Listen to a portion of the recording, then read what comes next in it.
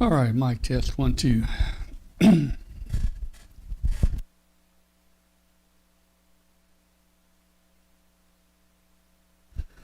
Trying to bring everything back up tonight. Here we go.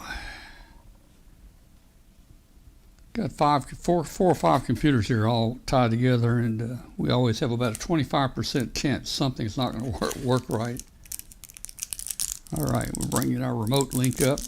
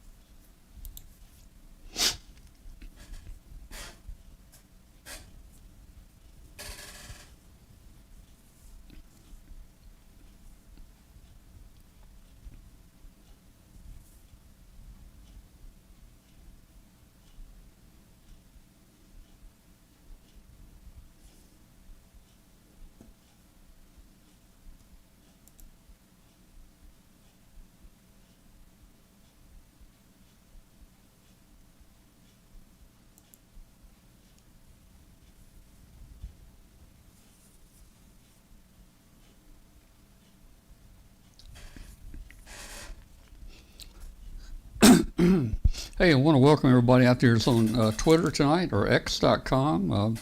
Glad you're tuning in. We're streaming on both YouTube and X tonight simultaneously. Having a little trouble. We're trying to add Facebook to our stream, Facebook groups to our stream, but we're having some trouble. Back in April, looks like Facebook and X changed the way that you have to stream to their services. And it's a little complicated and difficult. In fact, on X, after January 24th, you have to have a premium prescription. You have to have a premium subscription to stream to X. So we bought the premium subscription, and that allows us to stream to X, and that will put a little blue check mark by our name. So, hey. It shows that we're verified, I guess. Tonight we're going to be talking about Huntsville Hamfest coming up, and we're going to be talking about reviewing the Greater Nashville and Middle Tennessee Hamquest that I went to here a couple weeks ago, and we've got the Nashville people on here with us tonight. We'll get the show started about 8 o'clock, so we're a little early, but I like to bring the show up early because sometimes I have difficulty with certain things, and that's why we bring it up early.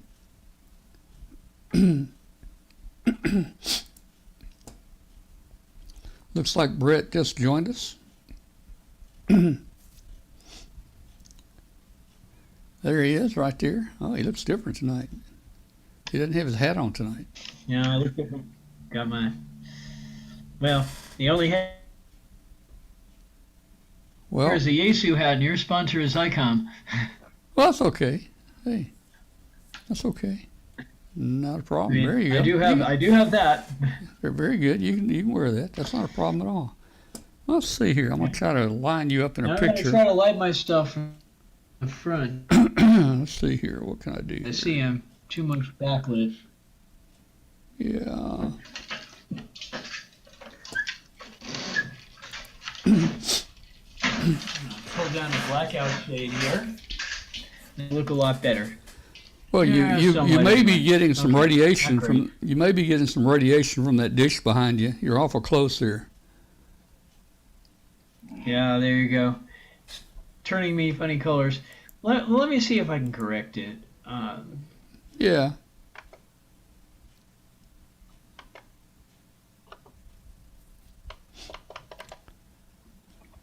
Folks, Brett is not in his normal studio tonight, so he looks a little different tonight. He's joining us a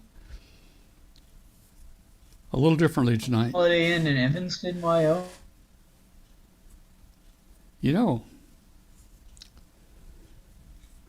you're freezing and your audio's kind of going in and out. You're, I don't know if you're hearing me or not, but you are frozen.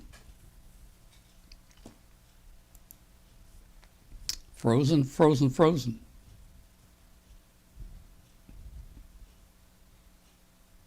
Okay, now I think. I heard you. Your picture's still stuck. Or you're being very still. One, I don't know. I'd put my money on your picture stuck.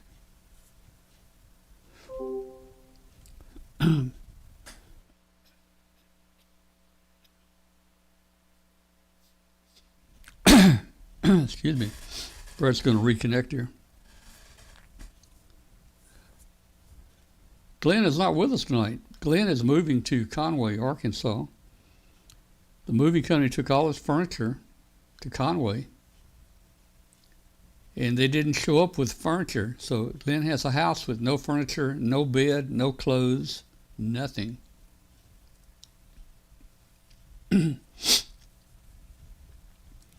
So he'll probably be back with us next week.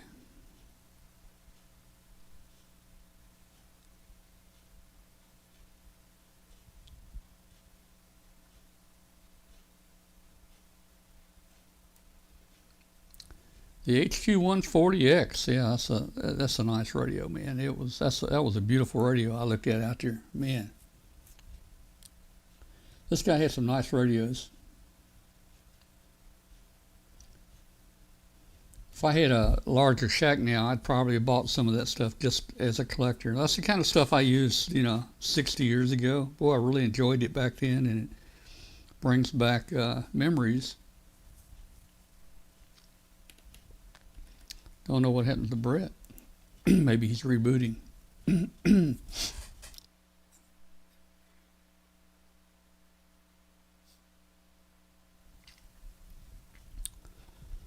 All right.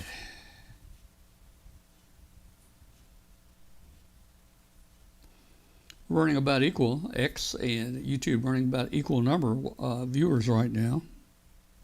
Welcome to everybody on X. Welcome to you if you're on YouTube.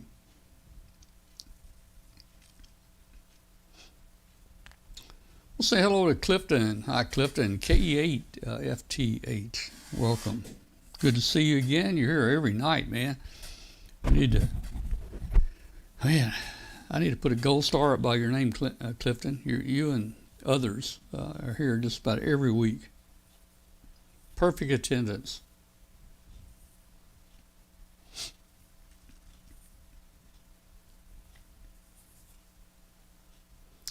Brett is about 4 hours away from home. He's in Laramie, Wyoming tonight in a hotel.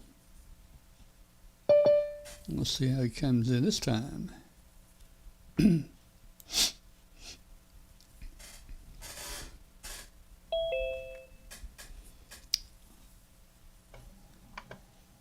right. Okay, I'm back, hopefully a little better this time. There he is. What do you do to fix things? Oh, I reconnected to this hotel internet, and I'm changing some settings now. Okay.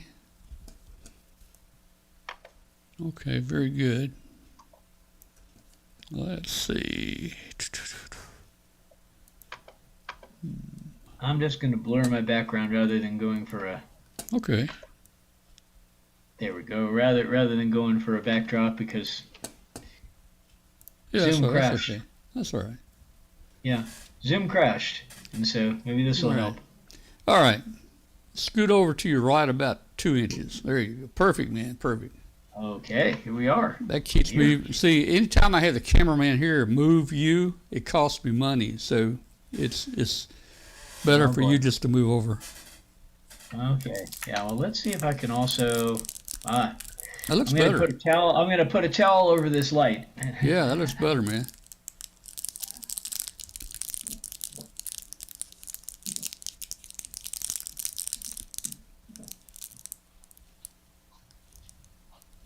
The hotel has a desk lamp, and the desk lamp is bolted to the desk. Oh, that's so you can't take it out, man. Take it with you. Yeah, I guess so. And so it was shining right on me. Now it's not shining so directly. Not so bad. You don't look like a ghost now. You got a little bit of color in you. Okay, that's a little better. All right, so we're waiting on our guest from Nashville, and we're waiting on Mark too. And Mark, maybe this Mark isn't Brown. appropriate if I can use a backdrop. Maybe this is a good one for tonight. Well, that's not bad. Because there's supposed to be aurora tonight, I hear. Yeah, I saw the on the map. It's coming down central U.S. fairly low. Doesn't get down this low, but it's covering much of the U.S. east to west, and it kind of dips down in the middle. It looked like. Yeah, it does. So all of the space weather sites are saying look for aurora tonight. Not only aurora, but there's also 2 meteor showers. So there's a lot to look at in the sky tonight. I'm going to mention that. Yeah. Well, Mark just joined us. There he is. Hello, Mark. And Mark, Yeah, of course, is muted, so you'll have to unmute it.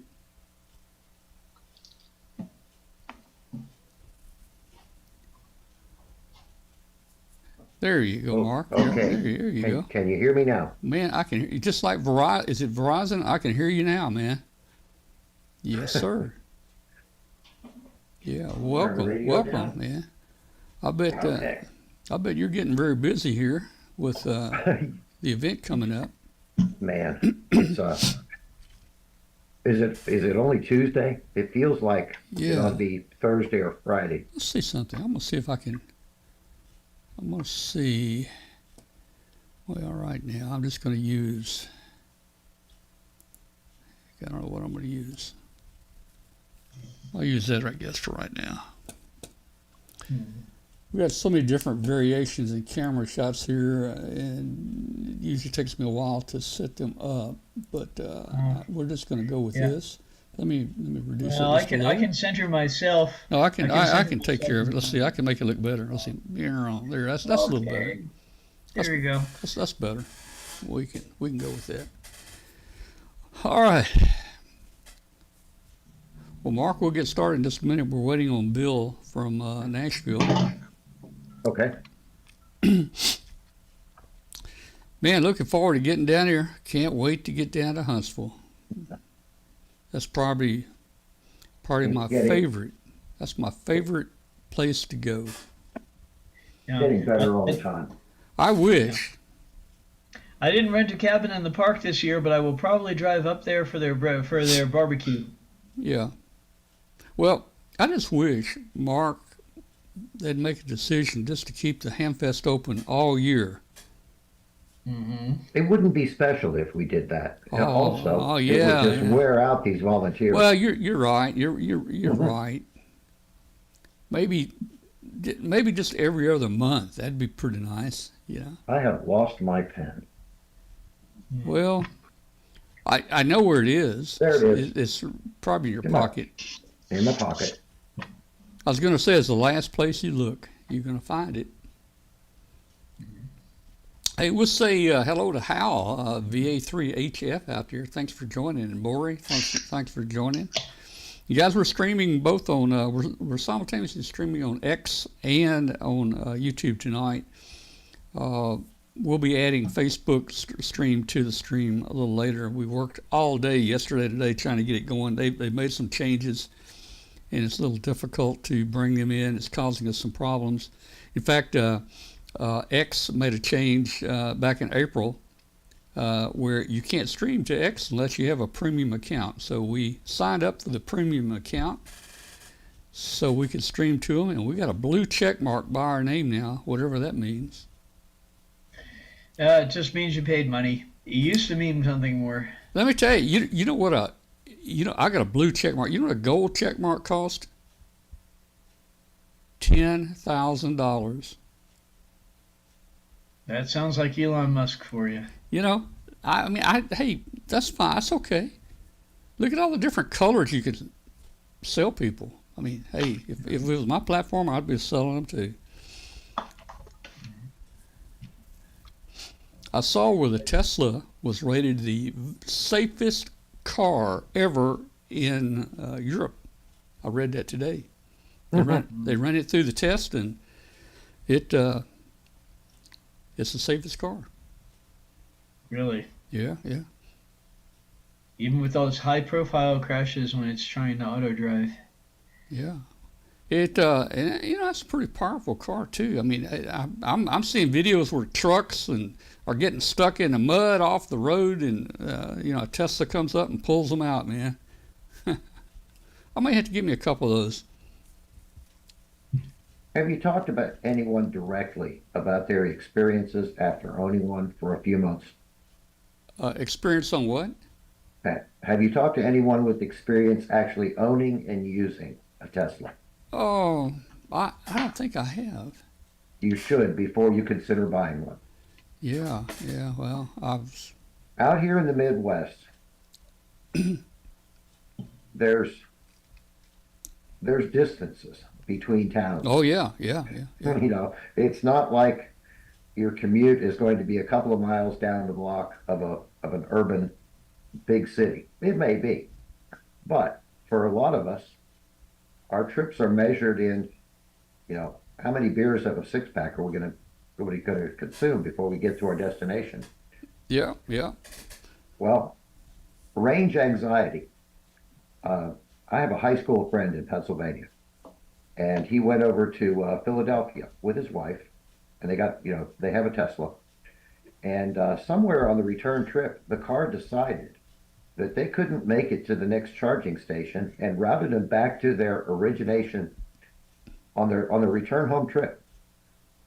So they had to turn around, go back, charge more to get to an interim charging place to get back to the Pittsburgh area.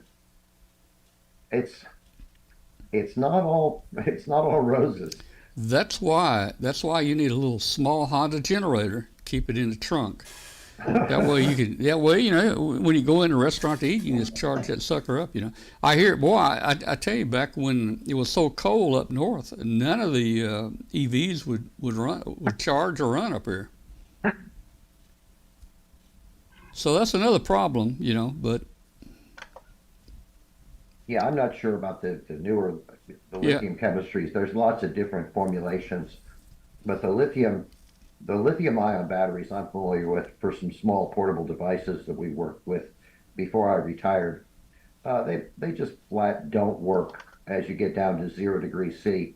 Yep. And they don't charge at that temperature either.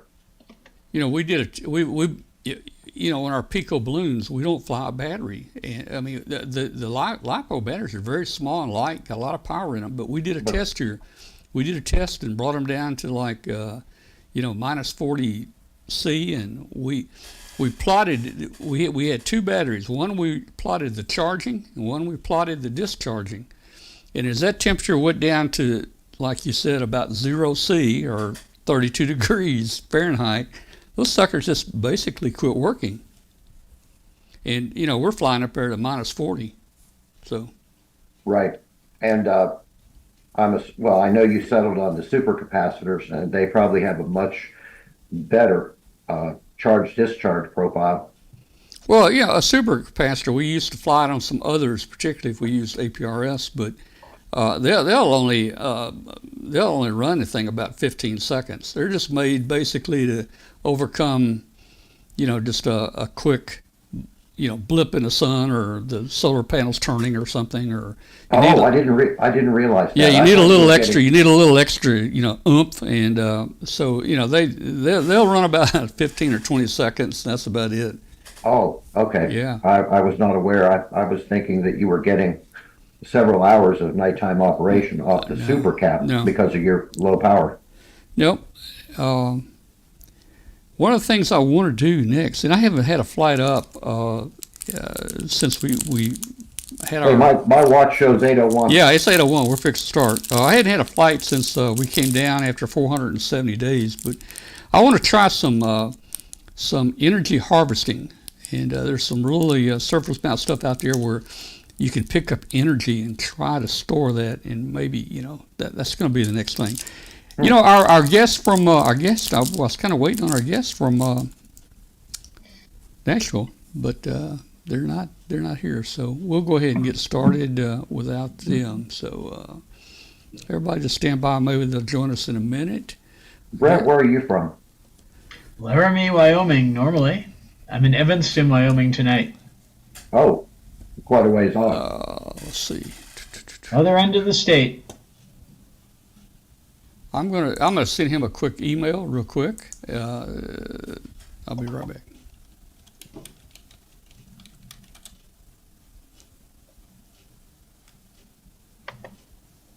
Did you get down to that?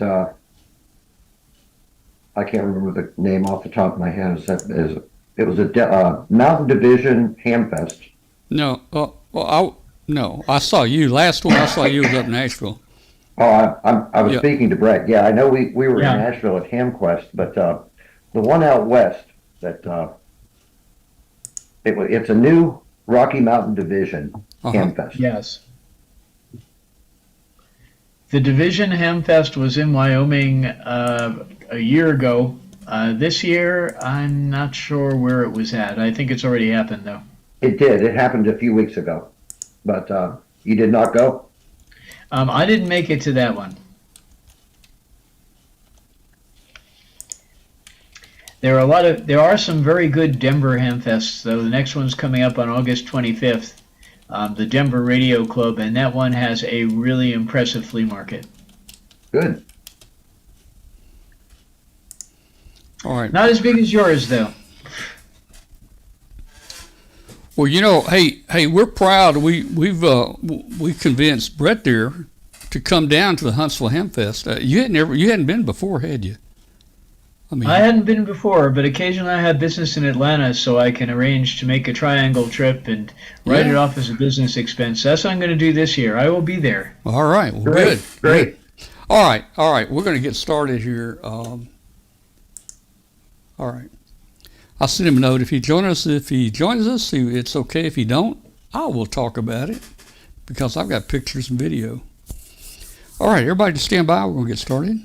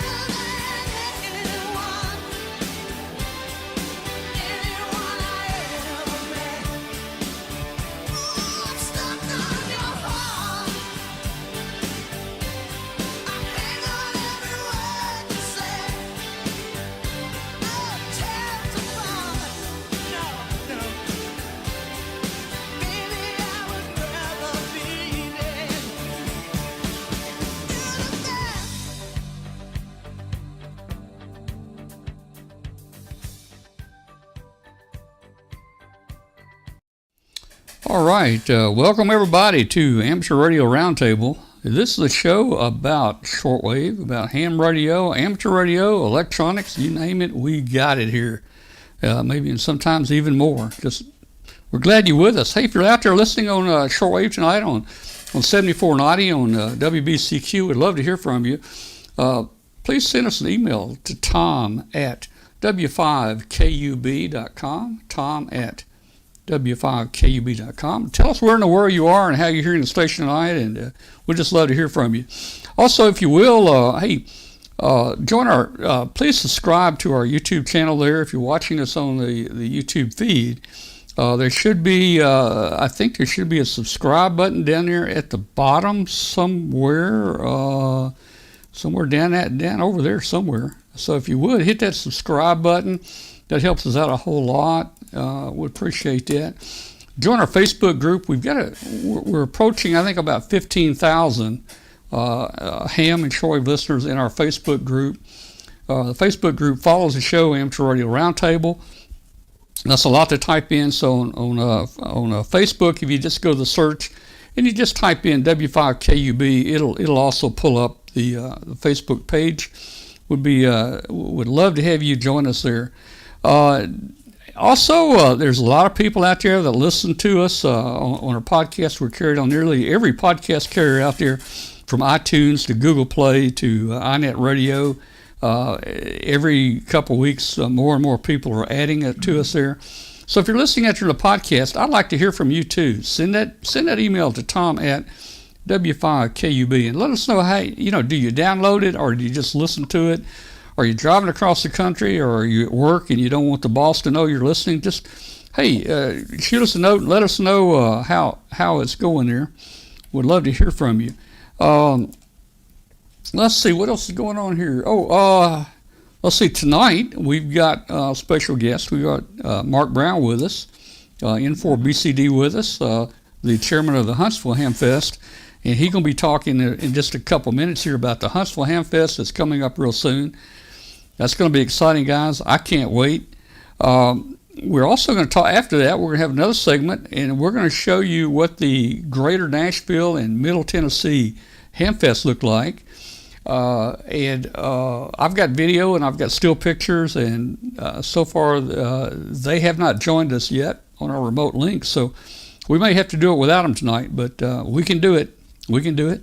And just hey, a quick thing. I spent $25 there. Look what I bought for $25. I bought a Dentron Clipperton L legal limit amplifier for $25. I spent $25. But look at this. I won $25 in the drawing, so I came out net zero, guys. So we're gonna be talking about that after a while. It was a great trip up there. All right, hey, let's jump over there and say hello to Brett. How you doing, Brett? Come on in here. Hello, Tom, and greetings from Evanston, Wyoming, where I'm in a Holiday Inn tonight. So I've put a background behind me. It's this picture here of Aurora, and that's because tonight, if you're above about the 45th parallel, you'll probably have a shot at seeing Aurora from some of the recent coronal mass ejections. If you're farther south, there are 2 meteor showers going down if you get down closer to the equator. So there's plenty to look at in the sky tonight. I'm going to be going out and doing that. I've been traveling, so not much up ham radio-wise, except that I've been logging into the local repeaters using the Repeater Book app, and that's been a lot of fun. Well, that's great, man. And the aurora doesn't come quite down to us. We don't get to see it down here. Occasionally, we might get a peep, but usually we don't. But I saw on the map today. It can be seen almost from the west coast to the east coast, and it dips down kind of in the central part of the U.S. So there's a lot of people going to be seeing that thing tonight. Okay, well, we're glad you're with us tonight. Oh, let me give you guys a update on Glenn. The reason Glenn's not here tonight, Glenn is moving. He's moving to Conway, Arkansas, which is it's about 175 miles from here. And they picked up all his furniture and his bed and all his clothes and everything, and Glenn moved, but he told me tonight nothing showed up. So he has no clothes, he has no bed, he has nothing over there. So I don't know, I guess probably no computers. He's going to be roughing it there, but he'll make it there. All right, Mark, come on in here, Mark. Huntsville is number 1 tonight. Number 1 slot, and we're going to talk about it. Man, I can't wait, Mark. Good evening, Tom and Brett. Yeah, it's going to be quite a show. We keep a couple of weeks ago we were full, and we keep adding folks. Art Davis, our commercial chair, is responsible for our layout, and he keeps finding places to shift things and wiggle things around. And we've got a couple of new vendors.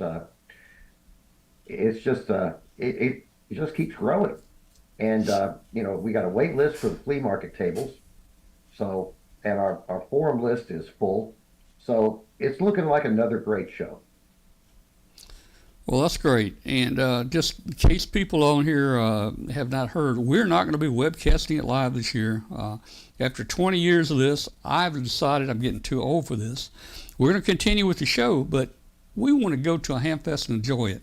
I want to walk around. I want to see the stuff out there. I want to touch it. I want to buy stuff. Man, So that's what I'm gonna be doing. Now I will be getting some video, and we'll bring it back, and we're gonna have a follow up on the Tuesday show about Huntsville, but it will not be live this year, so no prizes will be given out. But hey, I'm gonna start having a little fun, and Brett's gonna come too, and we'll be there. Tom, I noticed you want to talk about the Nashville Hamquest later in your program. You and I chatted up there, and I could tell you were 3 dB more relaxed than you are at an event where you're live streaming. So I think this is a good decision for you. You're going to have fun. I think so. I'm looking forward to enjoying it. And hey, from there, Mark, we're gonna go over to our home in North Carolina, and then 9 days later, I'm gonna hit the Shelby Hamfest. So I don't know if you're gonna go over there or not, but we're gonna talk about Huntsville tonight. Hey, let me bring up the Huntsville page here on the webcast here. And guys, if you don't know much about it, go to their webpage. They got a great website there, just called hamfest.org. And Mark, is there anything you want to tell us about this? Anything special? Yeah, Tom. The map is already the Hamfest layout is already out of date. We've got oh really? Like I said earlier, we've got some more vendors to put in there, and we'll be updating that shortly. Also, the online program, I'm working on that.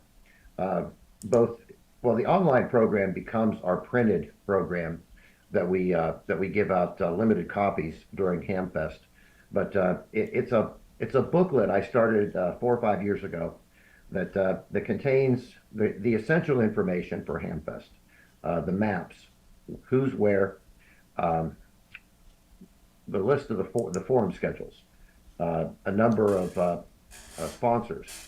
Flex Radio is sponsoring the Youth Lounge, by the way, and they're going to have a GOTA station there, which is connected to a remote station with decent antennas. We've tried doing live radio from that Hamfest, and it's the downtown Huntsville.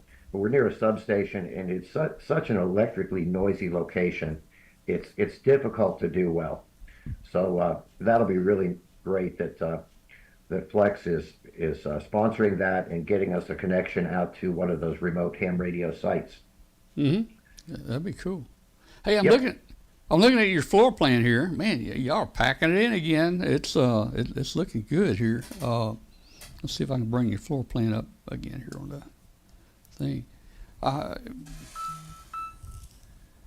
There it is. Oh, yeah.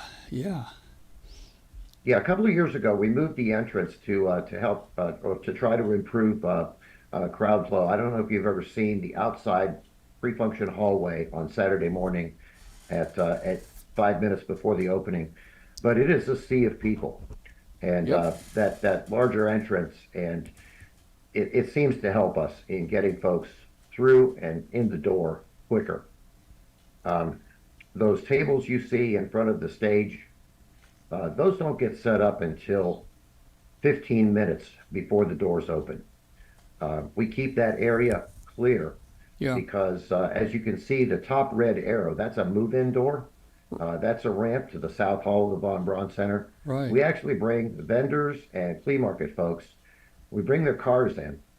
We check them in right there at that arrow, and then they can park, and we have a team of volunteers. I mentioned we have about 17 committee folks helping with various aspects of the show, but essential 100 volunteers to help put on the show. They help with helping the folks unload their cars. We've got carts provided by the Von Braun Center, carts to move that equipment down the aisles, help them set that stuff up on their tables, and get their car out of there so we got room for the next group of vehicles. So it's quite a choreographed affair, and it seems to work really well for us. So Mark, are those little circles, are those tables that y'all put out there this year? Yes. Now I don't remember tables. I don't remember tables in the past. I remember a lot of chairs. Yeah, they're in there. Oh, are they? Okay. Yep. Yeah, a couple. Okay. Well, good. Yeah, the pictures show 6. That's really notionally.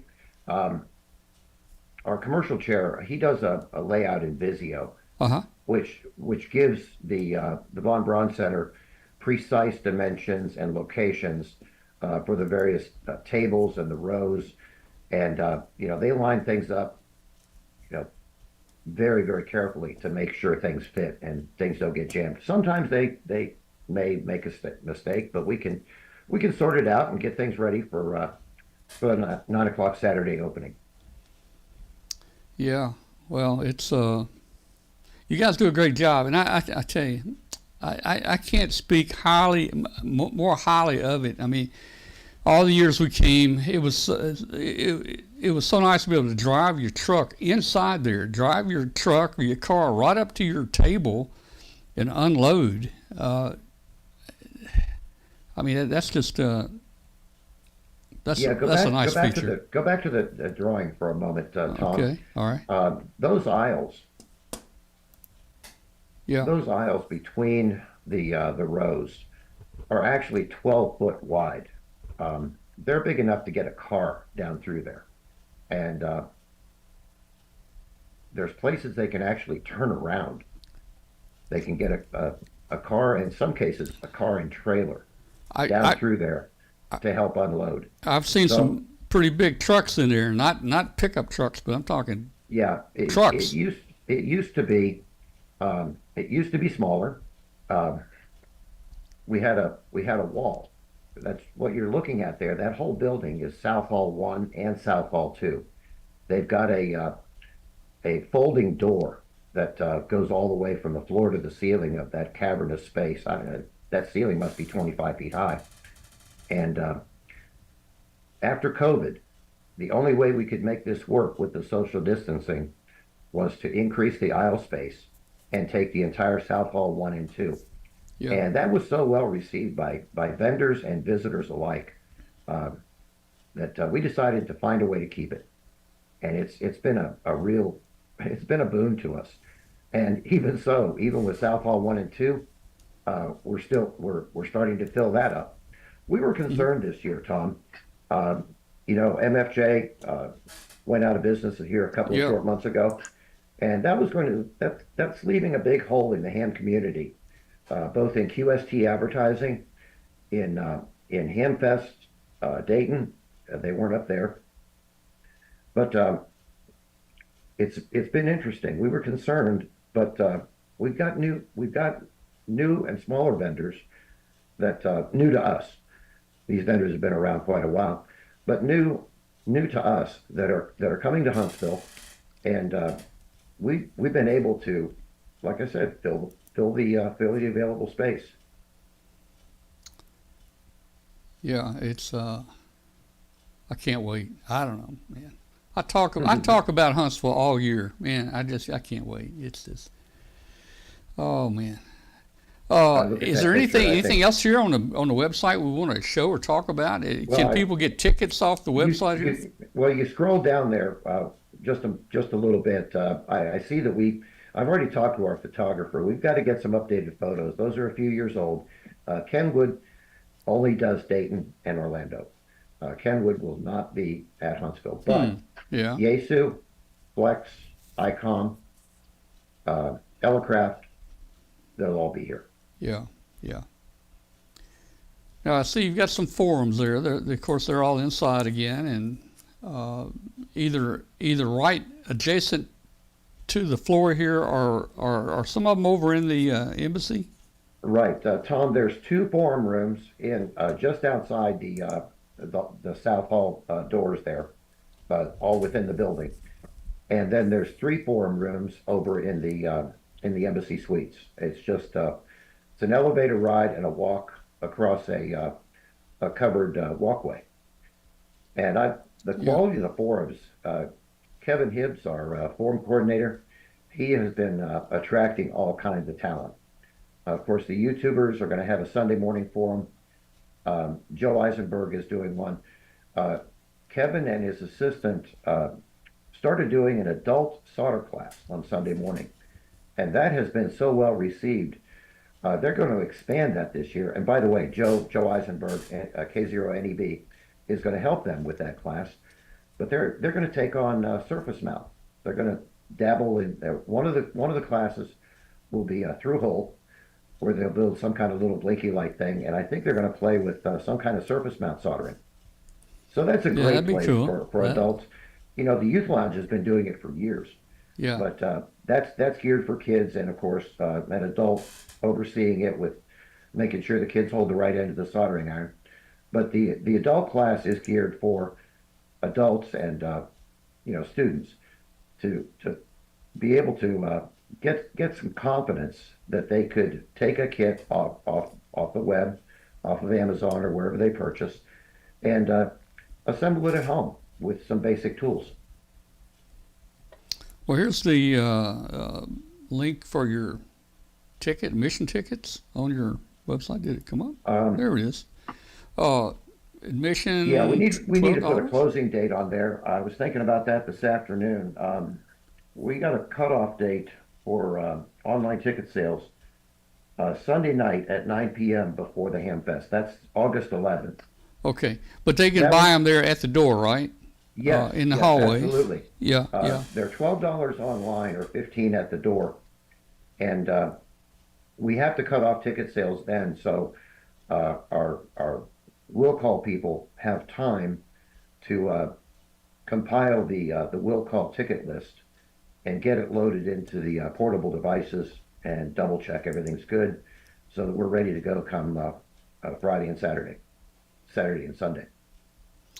All right, and there's plenty to do there in Huntsville. I mean, bring your wife, bring your family. I know Huntsville, to me, this is a family-friendly hamfest.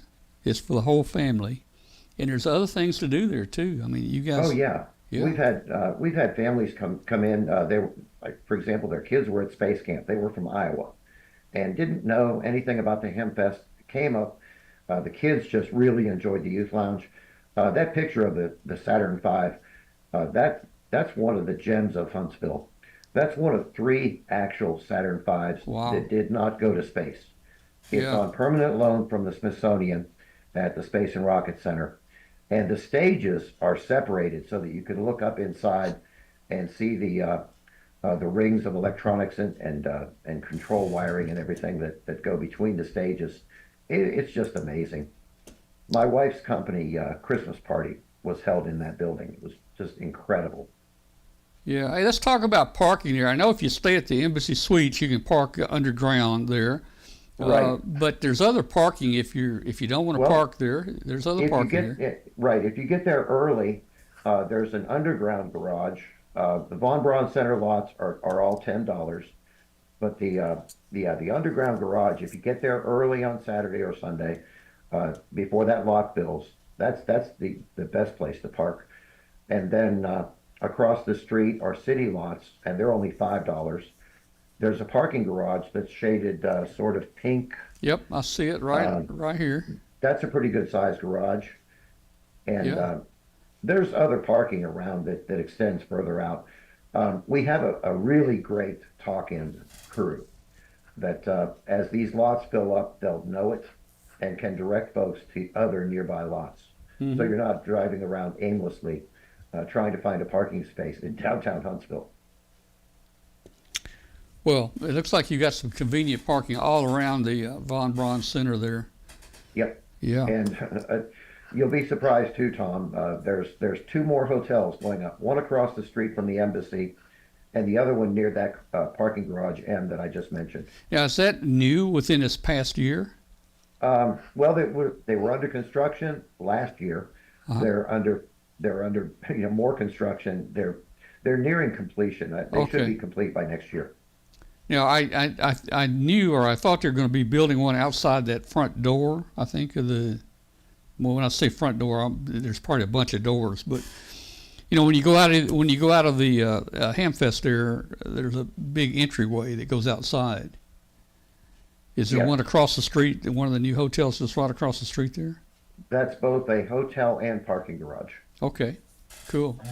Yeah. In future years, I am going to want to know about those because right now I missed the window for the Embassy Suites, and I'm staying at the Spring Hill Suites, which is maybe a 5-minute walk, but it sure would be convenient if I could walk just a block and get in.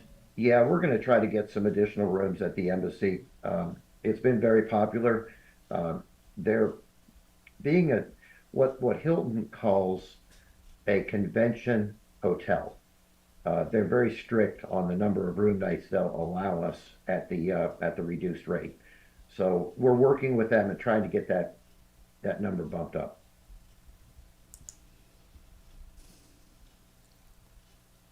Well, I was looking at your prizes. You got some nice prizes here. Let's see what we can look at. Oh yeah, some great door prizes on, Let's see what on we got Sunday and here. Monday.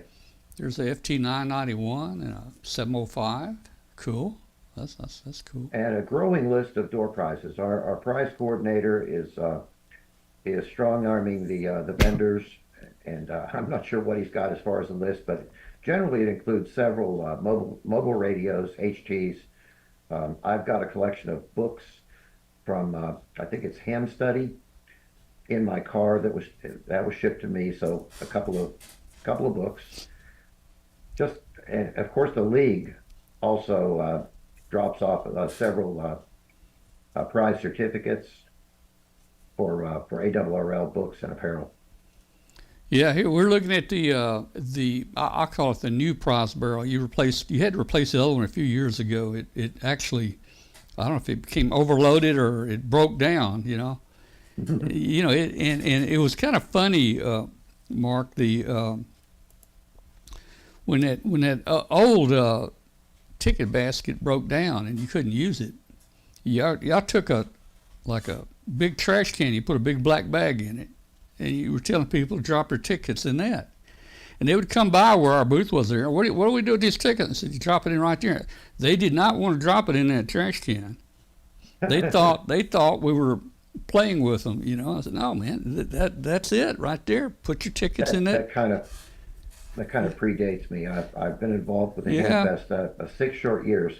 Yeah. I've been attending for years longer than that, but I don't recall that. Oh, you Tom, don't? Can you go back to that one picture a moment? Yeah. You want to go back to the? I want to point something out in that picture. Yeah. That one? You see that chandelier in the background? Yeah. Okay, that's the flea market area. Well, that flea market area is that's another wall that gets removed, and it's actually banquet space. They do formal dinners and presentations and stuff in there. The carpet has been replaced in that banquet area, along with those chandeliers. They're now replaced with daylight LED floods, and it just puts a whole different perspective on that. That lighting just provides a much brighter glow. Wait till you see it. It's really nice. Can't wait. It's gonna be fun, man. Gonna be fun for sure. Oh, you got the youth lounge. Yeah, Dr. Bateman and Dr. Monty Bateman. He's a NASA lightning physicist here in Huntsville, and his wife Jean have been doing the youth lounge for close to, I think, 14 years. And each year it gets a bit better. I think that last year they ended up with 120 plus kids signing the register and going through the youth lounge. There's the soldering. Mm-hmm. But lots of great activities for the kids. Yeah. Including scavenger hunts and just cool stuff for the kids. Yeah, the kids in the scavenger hunt, they'd always come by our booth. I guess they always put our name on here. They had to come by and get our sign off, Yeah. Oh, we met a lot of kids that way and got them on the webcast. All right. Well, Mark, what else we want to talk about here, man? I mean, we put you first. We put you guys first so you could leave, not be here real late, but we got as much time. A couple of little things. Well, one of the other things that's new this year, Tom, is W4DXCC has been up in Pigeon Forge for I don't know how many years. Mm-hmm. And that is a contesting / DXing type of convention where it's mostly forums. There's a few vendors, but it's more of forums and seminars flavored affair. That event is moving permanently to Huntsville. W4DXCC will occur on Thursday this year, and it's only a one-day event because of the move and coordination. But they hope next year to be expanding that to a 2-day event, probably Thursday and Friday of Hamfest, and possibly moving it into the East Hall of the Von Braun Center. Now, what are the exact dates for the Hamfest? The dates are August 17 and 18. Okay, Saturday so and Sunday. this is a day or two before the Hamfest starts. Correct. It'll be a day or two before. Okay, that's cool. This is not really part of Huntsville Hamfest. It's just another thing to grow it into a destination type week or weekend. Right. Well, it's always good to have extra things going on there. It brings in more people. As we move toward 2026, that in 2026 we're going to host the ARRL National Convention. That'd be a we've done it twice in the past. The last was about 12 years ago. Oh, that'll be awesome. That'll be big. Yeah. And I just got a note from Inderbitson today about a cost-sharing arrangement with Orlando and Dayton to use the ARRL Events app. We're looking to do that next year to get our feet wet with it. But as we grow, that Events app is a great thing to have all that information on your cell phone and being able to look up instantly. It's even better than the paper program we're providing. Well, that's great. The DX banquet is on Saturday night. Gene Spinelli, K5GS, will be talking about his his team's de-expedition to Clipperton Islands. I wish I had time to go to that show. It's a great venue, a great event. Well, you're going to have to be working. You're going to miss all this. You know, someday you're going to decide you need to retire so you can see the stuff. You know? That will be fun. Yeah, it will be. All right, man. Hey. That's about all I can think of tonight, Tom. Just get here. We're 2.5 weeks away. Oh yeah. Things are happening quickly now. Yeah, they really are. Okay, well. Hey, you're welcome to stick around with us tonight or go work, whatever you want to do. We're going to talk I'll stick around for a few minutes. We're going to talk about the Greater Nashville Hamfest here in just a few minutes. So, all right. Well, hey, Mark, in for BCD, thank you so much, man, for joining us and talking about the great, friendliest Hamfest. The world's friendliest Hamfest. The world's friendliest Hamfest, right there, guys. Yes. And I can tell you, it's the world's friendliest Hamfest. And we've trademarked that phrase. We've been using it for so long, and we continue to earn it.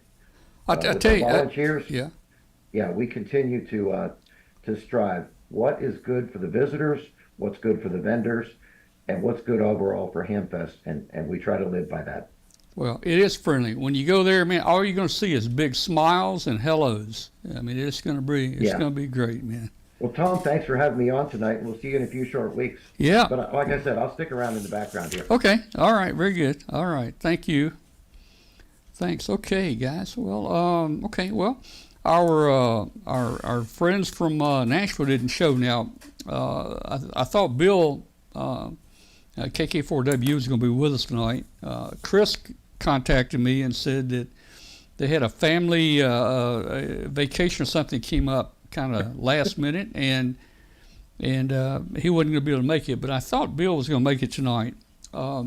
Anyway, I've got plenty to show and talk about, and Mark, you can jump in here too and talk about if you see something here on a table you like, talk about it. And Brett, you also can chime in there, guys. Let's take about a 60-second break. We'll be right back, and we'll get ready for our next segment here.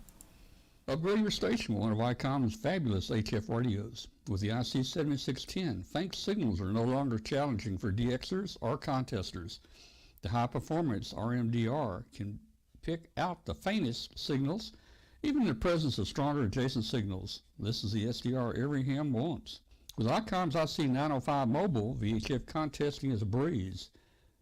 This is an all-mode rig covering 5 bands with one radio. 2 meters, 70 centimeters, 1.2 gigs, 2.4 gigs, 5.6 gig, and with the optional CX10G transceiver, it will also cover 10 gigs. This radio features a large touchscreen with real-time, high-speed spectrum scope and waterfall display, easy D-Star settings, and a separate controller and RF module configuration to reduce signal loss. Explore the world of microwave with the IC905. For more information on ICOM radios or dealer locations, go to icomamerica.com/amateur. All right, we are back here, and hey, I enjoyed that last segment there about Huntsville. Can't wait. How many times have I said I can't wait? You guys are gonna get tired of hearing that, but I can't wait. I'll tell you. All right, hey, I've got some pictures. I'm just going to step through the pictures since Chris and Bill couldn't show up tonight from Nashville. I'm going to kind of give you a review of what we saw, and we'll talk about some stuff. Man, there was some neat stuff there. So let me see if I can pull those up here, and we're going to just take a look at them. So the Greater Nashville and Middle Tennessee Hamfest was at the, I guess that's the fairgrounds. Is that the fairgrounds? Do you know, Mark, if that was the fairgrounds? Yeah, it's I can't remember the name of the county off the top of my head, but Yeah. it is a county fairground. Yeah, and this building, this is a nice building over here. It's called the Made in Tennessee building. It was a pretty cool building. The air conditioning worked great in here, guys, let me tell you. And they had plenty of room, restrooms. Here's a shot around on the backside, big loading doors. You could go in. Now, we slipped in the day before, for setup day, and talked to some of the people, and Mark and Chris, and there were a few people there. But you can see kind of the layout of the room, nice and clean. Lots of air conditioning. Outside, they had Granny's Kitchen. Granny's Kitchen, they had pretty good food there, and we sampled some of their food, and it hit the spot, man. I think I had lunch about 9 o'clock in the morning, to tell you the truth, but it was good. Let's see. Here's here again. This is people starting to set up here. You can see the tables are starting to get loaded down. They've got a nice van, the Wilson County EMA van there. The back half of that, I've got some video. I got some pictures of the inside, but the back half of that van is kind of a workshop where they keep tools and equipment and things like that in the back half of it. But in the front half, they've got a desk in there, and they've got operating positions and so forth. We'll see that in just a few minutes. There's actually one picture, a still picture I took looking down inside the front there. You can see some of the rigs that are set up. That's a picture at a different angle there. Again, air conditioning. They've got they've got everything in here: internet, TVs, all kinds of communications. So it's a pretty nice setup they've got. Going outside, there was some tailgating outside. It wasn't real large, but still there was some tailgating going on outside. I don't know if we saw all of it because different people came and then they left. But you can see this guy. Look at the Linksys routers there. Now, Brett, you probably would want some of those routers, wouldn't you? I mean, would you not use those? Those are classics, but they're ancient. They're 802.11g. They probably are not, nothing that you'd want in your home nowadays because it wouldn't be very fast. Well, yeah, it might not be fast, but I think that's one of the first ones that came out, wasn't it, where you could actually change the firmware in there and put, what was it called? Those are the most popular routers in the world, and you used to be able to put all kinds of firmware in there. There's OpenWRT and DDWRT and Tomato Linux. I've got a few. I've got a few with DDWRT on it. It was kind of cool. In fact, I was looking in my attic. I must have a box with a whole bunch of more of those than he's showing on that table right there, to tell you the truth. What's the current latest protocol, Brett? 802.11ax is the latest and greatest, and they call it Wi-Fi 6, and now they're starting to work on Wi-Fi 7s. But really, you don't notice much difference anymore because it's after a certain point, the performance doesn't have to do with how fast your router is. Okay, thanks. K4TC, don't know him, but in fact, I don't know what he had on the table. I aimed the camera a little high there, but anyway, we talked to him for a few minutes. Let's see. All right. Hey, there's a Go box there, and I don't know. I can't make out everything there, but again, I noticed there seems like a lot of clean, nice equipment inside and outside. You go to some of these larger hamfests, and particularly out in the boneyard, and man, their stuff is dirty and rusty, and it's been around for years and years. But there was a lot of nice stuff here. Even a Golden Eagle, man. That's a CB rig there. I guess Golden Eagle. I don't know much about that, but I guess probably a lot of hams probably operated. That was one of the Cadillacs back in the day. Yeah. I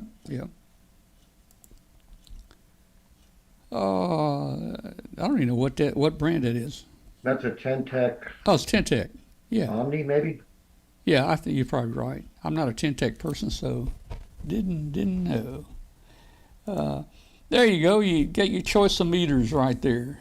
Got some meters there. I don't see any leads with them, but if you need a meter, you got some meters there. Hey, I talked to this guy for a while. For the show, we did that conversion of the All-American 5 radio and made it a transmitter. We did that on a show here a few weeks ago. We had trouble finding an All-American 5 radio. That's the little 5-tube AC/DC radio. This guy had a bunch of radios out there. In fact, I talked to him. He says he has over 1,200 radios at his house. 1,200. So he's the man we should have gone to see to get the All-American 5 radio. And we got some MFJ stuff there, and I don't know what's the other stuff. Come on, you guys help me here. Is that a Knight? I can't tell what that is. I'm not sure of those. MFJ tuners. Yeah, I can't. Just from this distance, the knobs and that black paneling there kind of remind me of some of the Knight products. Oh well. All right, this guy had some really nice, clean equipment out there. The Helicrafters and HRO and different radios, and they were really clean, and he sold a number of them. I guess people are still collecting it. I would probably have wanted to pick up something like that, but I'm just running out of room here. There we are again. Hey, there's the HRO down on the very right bottom, and if you look behind there, that gray thing standing up behind, that's plug-ins for the HRO receiver, and you got the plug-ins all those plug-ins take more space than the receivers take, but you take that plug-in and it plugs in right below the tuning dial there to get different bands. So that was kind of cool.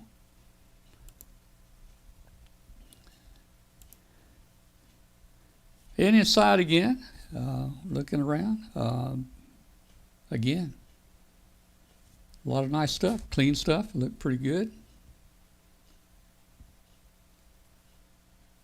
Oh, Chris said I can zoom in. I don't know if I can zoom in or not. Oh, maybe on your viewer you can. I can't hear.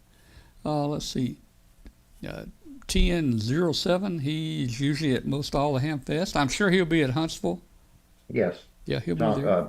Bob Petrie, he's coming. Yeah, he makes a lot of nice antennas. In fact, I guess that was his wife. They were at Memphis here a few months ago, and he told me about this Hamfest she told me about the Hamfest in Nashville in July, and I didn't know about it. I said, okay, great, because I was looking for some, within driving distance from the Memphis area. Let's see.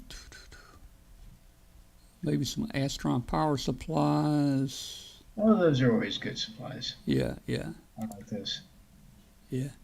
There's a duplexer. There's a MFJ tuner, and got a duplexer setting under it there. And a bunch of the old Morse code, I don't know what they call them, clickers, clackers, noisemakers, whatever. This guy had some really clean scopes, man. And you know what? The Tektronix, there were a lot of Tektronix scopes like this around the Hamfest there. Nearly every one of them were around $100. And that's a really good price. I bought one off of eBay here. I can't remember his name, but he'll be in Huntsville too. Okay. I bought one off eBay here last year for $100. And it's a nice, beautiful little scope. But all those scopes he had so clean. They were all right at $100 on the price. And hey, look at the one on the left here. It's got a clock on the display. Think about it, man. You could buy that Tektronix scope here, put it in your bedroom, and use it for a clock. You know, up on your dresser. Is that what the Arduino thing there is? Maybe the Arduino is making a display on the scope. Yes. Is that what it is? Cool. Yeah, those different displays on the different powered up scopes are all sporting a different display. Basically it's a raster scan or however they do it, but he can generate any kind of image on a scope screen. Well, that's cool. Wow. Are they sweeping or are they doing XYZ? Good question. I don't know. You'll be able to find out in Huntsville. Yep. We'll find out there. There again. Hey, more scopes, and looks like some. Is that a Drake tuner maybe there on the left? It looks like Drake equipment. Yeah, it does. Yep. This guy, I think these were some kind of power supplies. Do you know what they were, Mark? He was on the very end wall. He had a bunch of them all the same. Yeah, he had power supplies, and then that one with the row of green LEDs is some sort of power distribution panel. It's fused, and if a circuit goes out, the light goes out. Good for rack mounting, and he also had some UHF equipment that one of my local amateur radio friends purchased from him, and he ended up with such a good deal. He bought two of those power supplies, those two of those rack mount power supplies from him. So I think I had some good deals. And I noticed a lot of people there. I mean, they have a price on there, but people were making an offer and they were taking it. I mean, it's not like they were haggling much on prices there. Look at this. The older stuff gets more expensive as you go, man. This is okay, that's got to be a transceiver, and it's I can't tell what brand. I don't. Is that a transceiver? I see BFO pitch and I see phasing, selectivity phasing, BFO. It may just be a receiver. I think it's a receiver. It's a receiver, I believe. Receiver only, okay. Meter. I don't know. I'm not sure what that is. That's one of the older, I guess is that a Collins? Or, I don't remember, but I've seen those before. And let's see, there was a couple, 2 or 3 silent key tables there that they had equipment on. You could pick up some pretty nice and pretty clean equipment there. I see I see a MFK, American amp down here. I don't know if that might be an AL80. I don't know. Let me look. Nope. It's a big one. Nope, that's not AL80. I'm not sure what that is. Maybe the 811H, or I don't know, but it's the big one. Yeah. Yep. Again, hey man, I put the special fold on the ticket, and I put the ticket in the box, and they pulled my ticket out, and I won the $25. And I thought, well, I'm gonna spend $25. I bought me the Dentron Clipperton L. Oh man, I almost needed a 2-wheeler. That's a pretty compact amplifier there, but I was huffing and puffing by the time I got it out to the truck. That sucker's heavy. That's about 50 pounds right there, and it's like carrying a sack of concrete, man. But anyway, It didn't have any finals in it, and it had quite a few wires detached, and basically it was for parts only. But I knew the parts in there were worth something, so I've even put a few parts on eBay. I pulled the transformer out of it, and I've been testing these parts. I checked out the high voltage transformer, and this actually has the filament, the high voltage, and a 12 volt output on it there. And just this transformer alone, you look up this transformer for replacement for that ampere. These transformers are running like $390 a piece. So I figure I could probably piece it out and get my $25 back. Voltage doubler circuit.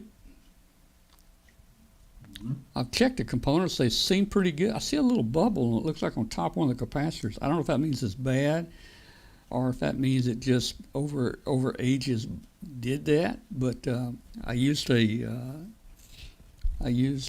scope with a curve tracer, and I checked all the caps and all the diodes. Everything appears to be good on it. That's a drop-in 2700 volt output power supply board there. Somebody probably would want it for sure. That looks like a new edition board. That doesn't look Yeah. as dated as that amp is. Yeah, and somebody might even want somebody may even want the tank circuit. Let me show you what I got here, man. Look here what I pulled out. Yeah, that amp was back in the days of carbon resistors. Those are metal. Yeah. So even the bleeder resistors between the caps. There you go. That's the entire tank circuit, both caps, the coils, the band switch, right there. If you're a home brewer, man, drop that in. You got your tank circuit built. Maybe somebody. Tom, did you find out what tubes that amp used? Yeah, it had 4 572Bs in it. Oh. So that would have been fairly easy to put in.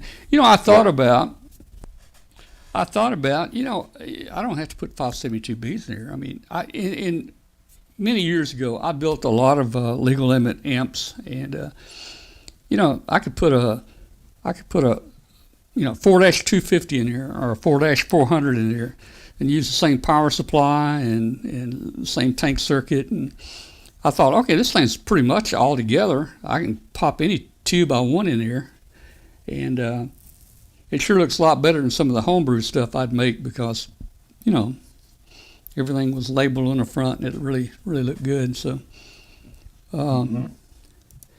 so that's kind of the report I guess I got on the greater. It's called the Greater Nashville and Middle Tennessee Hamquest. I want to get that right. So that's what it was. All right.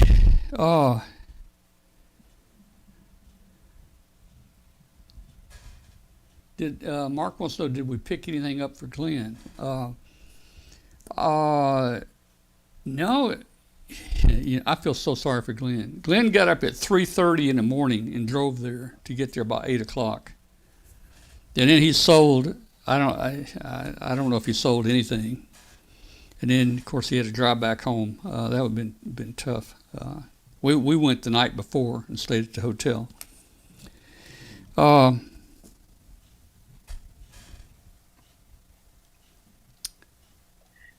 So that's kind of the report I had on the Nashville piece. We're looking forward to Huntsville and also Shelby. Now I hear back in the day Shelby was big, and if you look at pictures of Shelby back in the 90s, it was really big back in the 90s. I don't know what happened. I just don't know what happened. I need to get up to that show one of these days. Well, come on up here, Well, usually the weeks after Hamfest, it's a combination of burnout and still being busy with wrap up, but I'll do my best. Yeah. Tom, I need to get off here and make some phone calls before it gets too late. I want to talk to my webmaster about making a couple of updates I noticed on your pages tonight. So Thanks for having me on the show. Okay, and well, we'll see you in a couple of weeks. Okay. we'll be there, man. Hey, we'll be there. And you too, Brett. We'll be there at Bell's on. Brett's gonna be there too. I'll be Thanks there a lot, too. guys. If you need any ham radio music, let us know. I appreciate it. Take care. All right. Good night. All right. Let's see, Brett, if I can bring just me and you in here. That might work. There right. we go. That might work right there. You know, hey, we're talking about. I mean, for you guys that have been to. Let me ask you what this reminds you of right here. Let me just ask you what this reminds you of.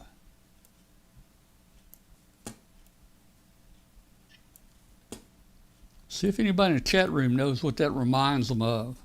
What hamfest? That is a picture of Shelby, right there. It looks like Dayton. It does. It kind of reminds me of Dayton, especially.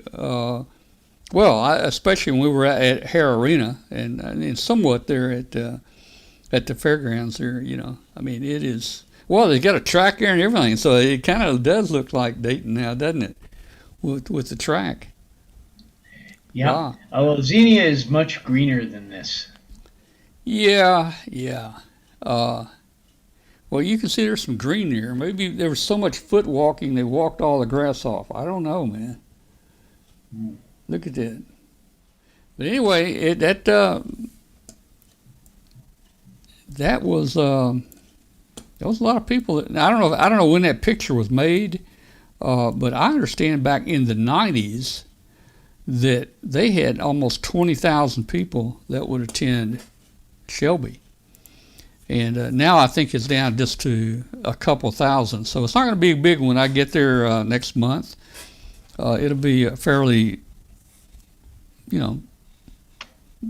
medium size, maybe a couple thousand people. We'll be doing a forum there. We're going to do a forum on the balloon, the Pico balloons.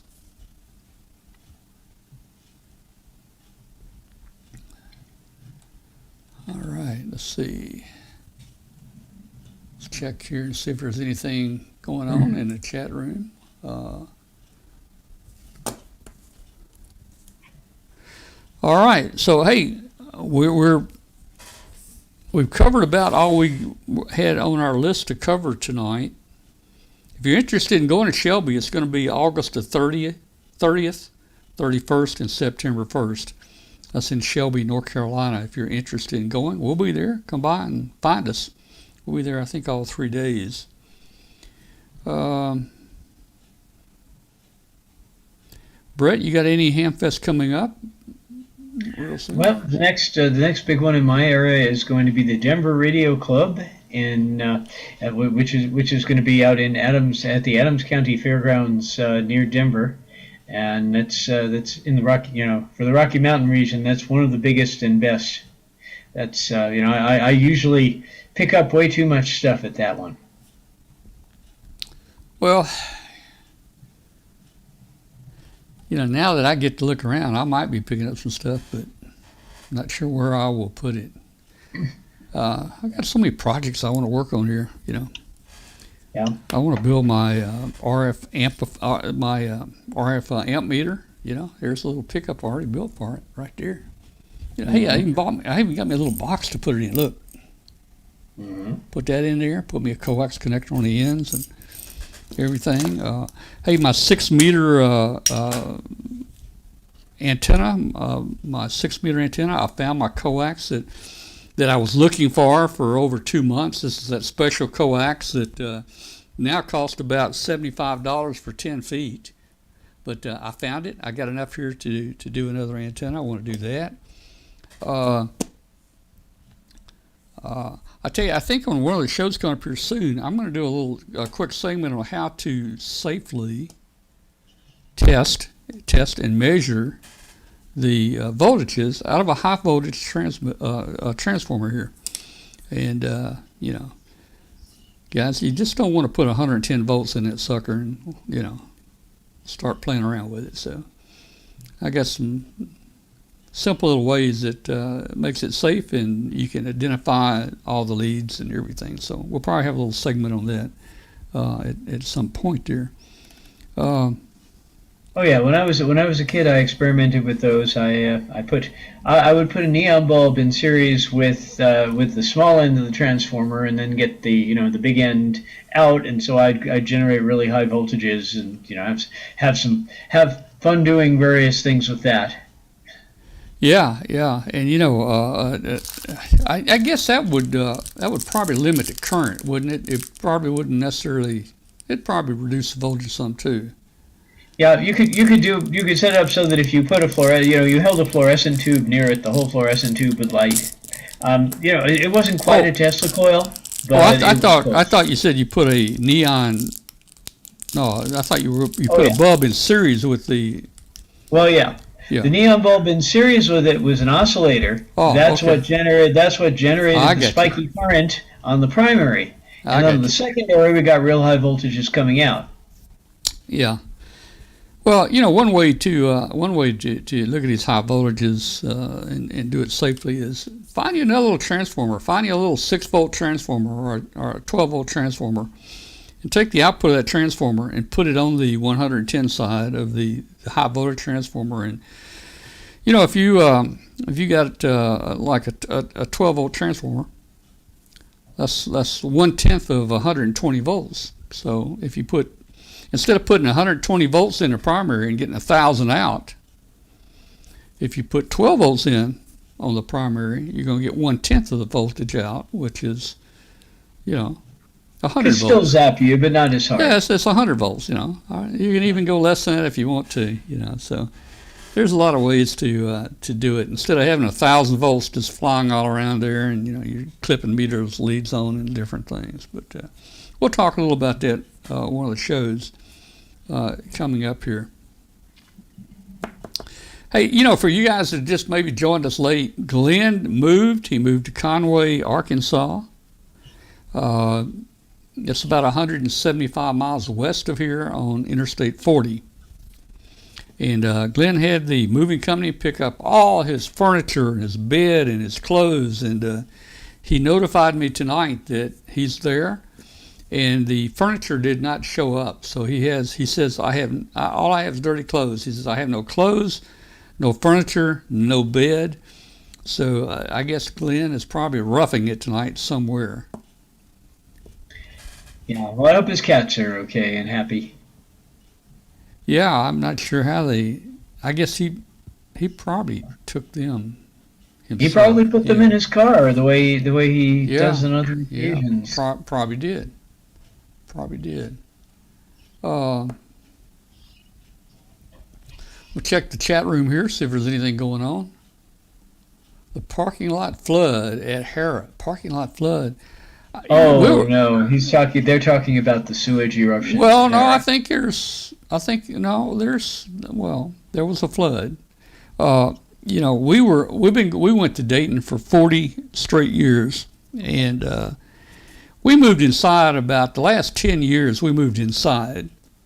That was much better for us, for our webcast and so forth. But we would actually put floor outside in the flea market. We actually took raised flooring with us. We took some people, the crazies next to us, they used the motorcycle pallets that, who makes the motorcycles? The big one. Harley? Harley. There's a Harley dealer or shop here right there in Dayton, and they used to get all these big Harley wooden bases that the motorcycles came on, and they were about 6 inches tall, and they would lay those out there in the flea market space. So we started taking our own up there. We actually took plywood floors, and we put 2x4s under them so water could run under it, because many times, you're talking about the flood, many times there, back in the early days, we would get floods, and water could run through that parking lot, 2 and 3 inches deep, easy. And by doing that, it would actually flow under our floor. So we got smart there. And we were next to the crazies there for, I don't know, probably 15 years, and we just left our floors there for them, and they would take our floors and store them for us there. each year. And when they brought their floors out, they'd just bring our floors out and lay them down there next to us. So it was pretty cool. Hamvention always had the right up in their rules that any hole you make in the asphalt is going to cost you $50. Well, I don't know if anybody ever get charged. I used to watch Mendelssohn's out there. They put these big circus tents up. They had these stakes that were like more than an inch diameter and 6 foot long, and driving those suckers in the ground, for their big tents. And I don't know if anybody ever got fined for holes. We typically, I welded together a conduit type metal frame that we could take apart and put together, and then we'd pull tarps over it, and it was adjustable. But we would usually, after we get that up, we would usually go to like a Home Depot, and would buy like 10 or 15 bags of sand, and we would use those sandbags. I don't know, 30 pounds, 40 pounds, whatever they were. We'd use those sandbags and tie down on each leg of our tent to keep our tent from blowing away, because I have seen shelters and tents there at Dayton go in the air and not land the next row over, but they would land 2 rows over. And we always pretty much had sand for weight. So we did that for many, many years. So every year when we left, we don't want the sandbags, so we gave them to the crazies. And it ended up that after 10 or 15 years, the guy had a barn full of sand, and he used it in a sandblaster. But can you imagine every year taking 15 bags of sand home? Well, in 10 years, that's 150 bags out there. So that was an interesting memory that we had of Dayton. The sewer blew up. Yeah, we remember that. The sewer blew up, and it actually came up under some flea market spaces that really made the people mad that had those flea market spaces there. They had to move out or something, and the hazmat people came in. Used to, the Johnny on the Spots used to be inside the fence there at Hara Arena, and they eventually moved them outside the fence. So every time you go to the bathroom, you have to show them your ticket to get out, and you have to show them your ticket to get back in, and all that. I think the reason they did that is that right there at the back door of Hara, there used to be a hot dog stand right there, and there was a Johnny on the Spot right next to it. And somehow that Johnny on the Spot got turned over right there by the hot dog stand. And I think probably soon after that, all of them were moved outside the perimeter. Yeah. Anybody in the chat room got any memories of Dayton? We still call it Dayton. In fact, the copyrighted name is still the Dayton Hamfest, even though it's in Xenia. Let's see if anybody's got any interesting. Well, it's the Dayton area. It's close. Yeah. The greater sewer explosion. Yep, walked right into it. Yep. KD5 PUR says use a variac, put 10 volts on it. Yeah, that's a good way to do a transformer, or even less, 5 volts, 3 volts. I don't have a variac here, but I was looking at. And help me out here, Brett. I was looking on eBay. A good variac, a couple $1,000-watt variac might cost you $150, $200. I don't know, But I was looking on eBay, and there's a lot of, I'll call it variac. They're really not variac. I think they've got an SCR in there and a control on the front, and they're rated at, 2,000 watt, 3,000 watt, 4,000 watt. Oh, that's a dimmer. Okay, it's. They're big. Why couldn't you do the same thing with that? Well, they're different. What they do is they chop up the current, so they're not really a lower voltage. It's just pulses. So if you want to have nice, steady, nice sine wave form, you want the variac. Yeah. If you just want sort of the net after you've filtered it to come out to a particular voltage, then it's fine to use the dimmer. Yeah. These had very high ratings, like 2,000 watt, 3,000 watt. I mean, it was a substantial piece of gear, it looked like. Was it a theatrical dimmer? No, it didn't say that. It didn't say that. I'm not sure what it said, but I kind of got interested in it. But and they weren't very expensive. They were like $9 or something. I mean, unheard of pricing. Of course, I know there's nothing in here probably but a variac. I mean, a SCR probably. Yeah, well, I finally broke down and bought myself a real variac, a good one. And so now I can fire up old tube equipment slowly and safely. Not have the old electrolytics explode on me because I just plugged it in.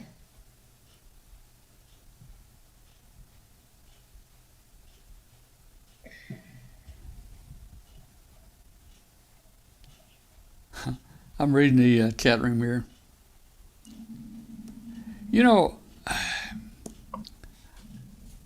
I don't know. The Hera Arena, it was built, I guess, like in the arena, I guess it was built to have things like ice hockey or basketball games, something like that. I don't know what the seating inside was.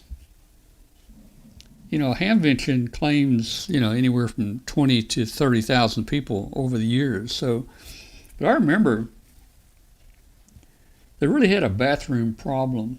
You go in the bathroom in Hera Arena there, and just about it was all clogged up or stopped up. I mean, I guess it's just too much going on, and I don't know if that's because there were more people than that it was designed for. I don't know. But, yeah, well, the comfort facilities at Xenia now are not great, but they're not as bad as I've heard. I was never at Hera. Nowhere near as bad as what I've heard about Hera. Well, I don't at Xenia. I mean, even in the building we were in for the last few years, the number 2 building, they had one little restroom in there. It had maybe 2 toilets and 1 urinal, and that was it, man. I mean, and then I don't know if I don't think the other 2 buildings had restrooms in them. So I don't know. They just need to build a building with restrooms, I think. Yeah, either that or bring in a lot of porta potties. Yep. Yeah.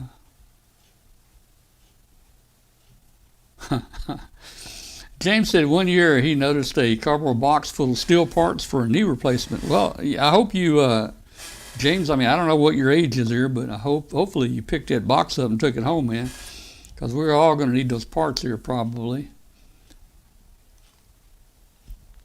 Let's see. Says in the chat they had a lot of rock concerts at Hera. Maybe that's what they're set up for.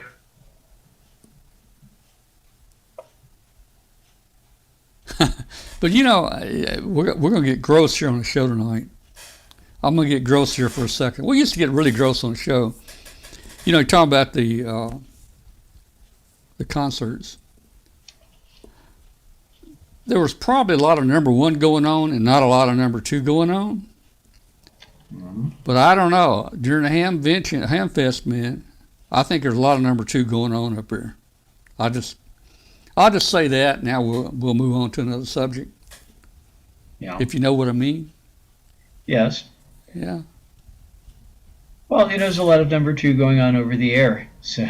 Yeah. Now, how you got it right. VA3 HF, you're right. I think the women's restrooms probably were much better. Well, hey, if you really think about it, the women probably had it made. Because during the Dayton Hamfest, How many women out of all the attendees were there? I bet it was a very low percentage. If you had 20,000 men there, you might have had 1,000. I don't even know if you had 1,000 women there. I don't know. I'm sure there were definitely some YLs. I remember seeing the girl with the antenna hair near your booth. Yeah. She's there every year. Yeah. I would continue on that subject, but I won't. I got some funny things I'd say, guys, but yeah, this is a G-rated. Well, it really wouldn't make it R-rated, but I normally don't talk like that, man. Oh, I got tears in my eyes thinking about the good old days. When we first started going to Dayton, it was in April, and that's when, man, the weather was really unpredictable, man. I mean, we knew to take long pants, long johns, raincoats, shorts, everything, rain suits. We knew to take everything because in a single weekend, you would get sunburned, you'd get flooded, you'd get snowed on, and you'd freeze to death, all in the same weekend. Now, I think they moved it from April to May to try to get a little bit better weather. But hey, in May, it's still cold out there a lot of times. Yeah.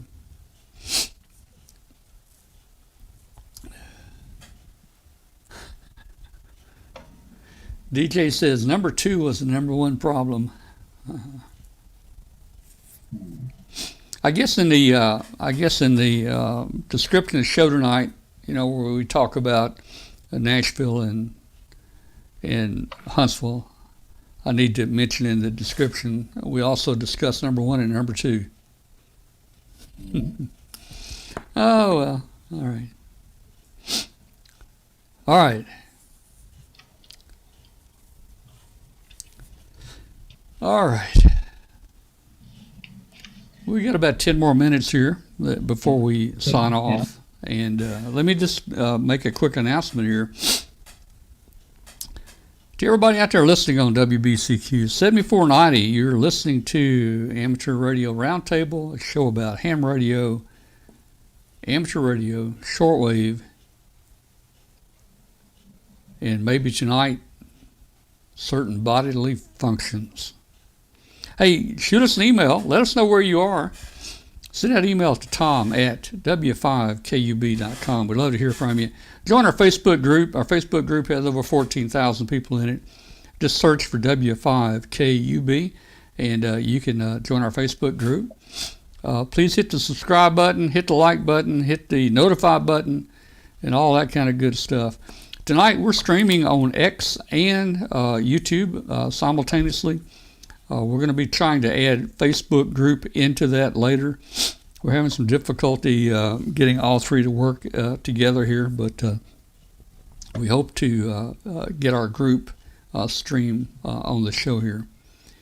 So that's what we're doing tonight. And if you want to tune into the show, if you're just out there listening on shortwave, you can find the show on Tuesday nights. Just go to w5kub.com. Tuesday nights at 8 o'clock Central Time, and you can find our video there. You can find our chat room there and chat with us. All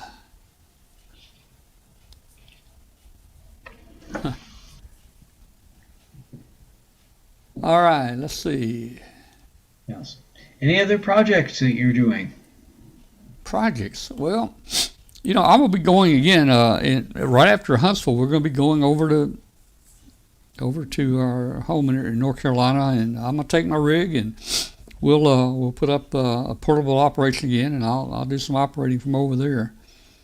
What kind of antenna will you have? I'm gonna take. I like to take the SGC 237, the auto tuner, and I usually take me about a 70-foot piece of wire, and it goes straight up over a tree limb. I'll lay 3 radios on the ground and hook that SGC auto tuner there at the base, and man, it does wonders. It does wonders. You can't do much better. than it does.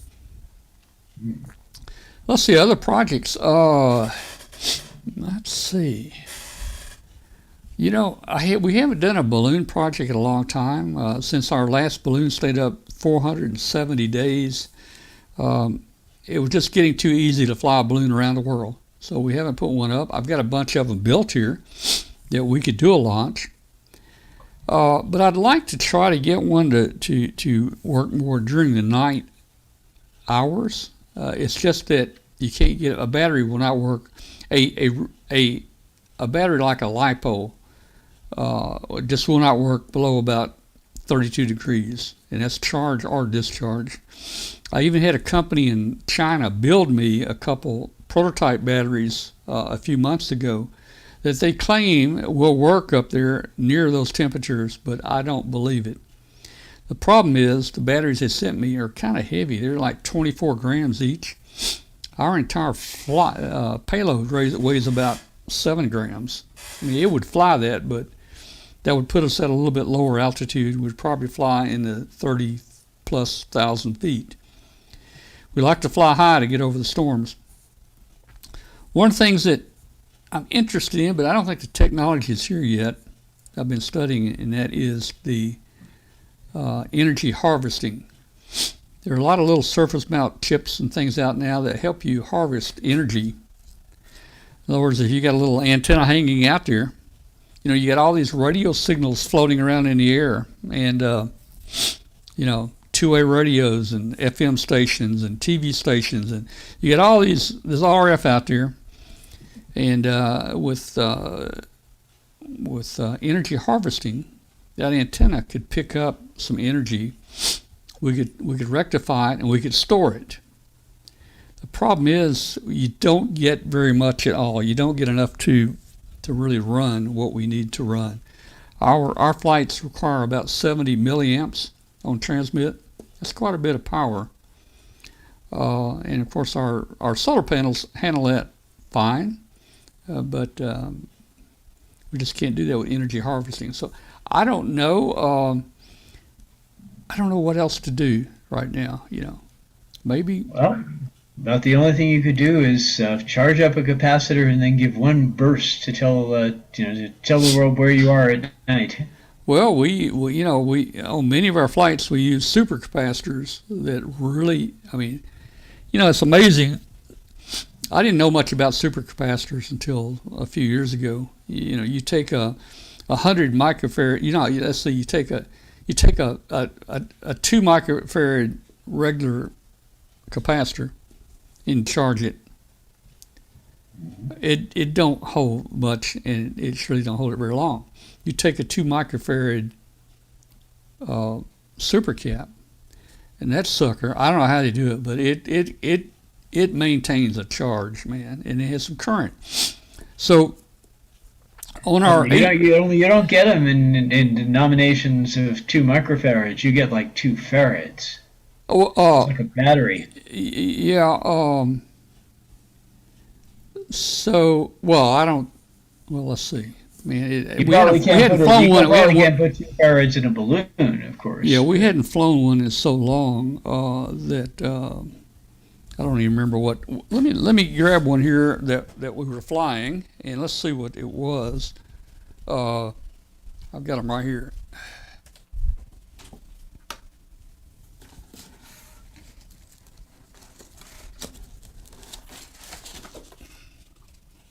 If I don't drop this, let's see. Man, I almost dropped it. Let's see. All right. Take me just a second here.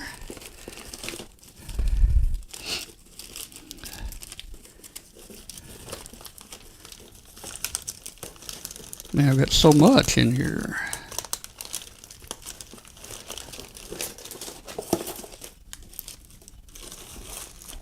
Looking through my box of parts. And now I'm having a company actually build these for us. They are actually building them with the surface mount stuff with their pick and place machines and all that, and it's a whole lot better than me trying to build them here with a microscope. for sure. And wouldn't you know it, there we go. I got some super capacitors right there. Let's see what these look like.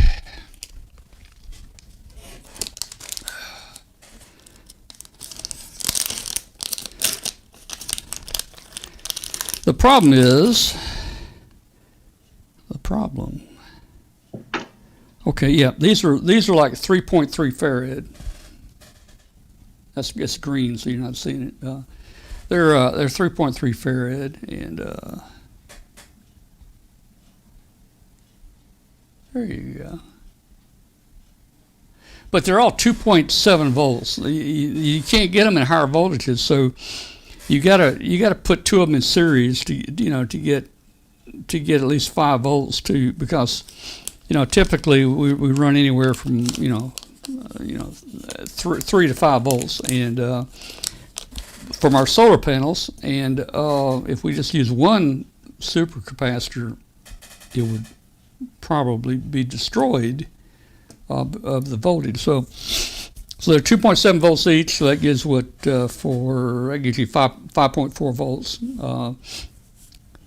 rating. But the problem is you got 3 farad there, and when you put them in series, 3 farads, you only come out with 1.5 farad capacitance. So anyway, we don't fly those on our whisper trackers because we don't need it. Our whisper trackers are right here, and the APRS trackers require a whole lot more current, but they're very short in transmission. The data's very short data transmissions, but very high current. So the supercapacitors would cover that additional current that's needed for that short burst.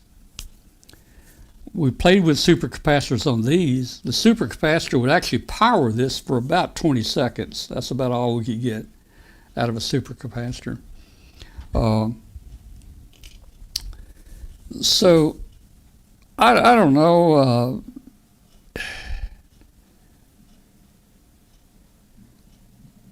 There's some big supercapacitors out there. Of course, they'll be so heavy that we couldn't fly them. They make these big supercapacitors where they put them in your car to.